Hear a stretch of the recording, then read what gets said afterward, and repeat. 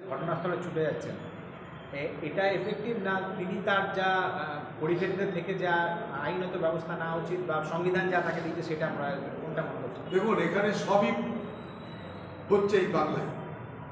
রাজ্যপালকে কেউ কোথাও আমন্ত্রণ জানালে তার প্রোটোকলের মধ্যে পড়লে সে যেতে পারে কোথাও, কিন্তু তার উচিত রাজভবনে বসে সমস্ত বিষয়টাকে দেখভাল করা, পশ্চিমবঙ্গ প্রশাসনের কর্তা ব্যক্তিদের ডেকে নেওয়া। কোথাও তিনি পরিদর্শন করতে পারেন না তা নয়, নিশ্চয়ই তিনি কোথাও পরিদর্শন করতে পারেন। এর আগে রাজ্যপালরা পরিদর্শন করেছেন, আমরা দেখেছি। স্বাভাবিকভাবেই রাজ্যপাল কোথাও যেতে পারেন না এমন কোনো নিশ্চয় বাধা, এমন কোনো নিশ্চয়ই প্রতিবন্ধকতা কোথাও নেই।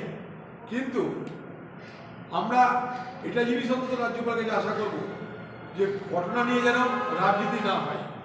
পশ্চিমবঙ্গের দুর্ভাগ্য এটা যে সব কিছুর মধ্যেই রাজনীতি করবার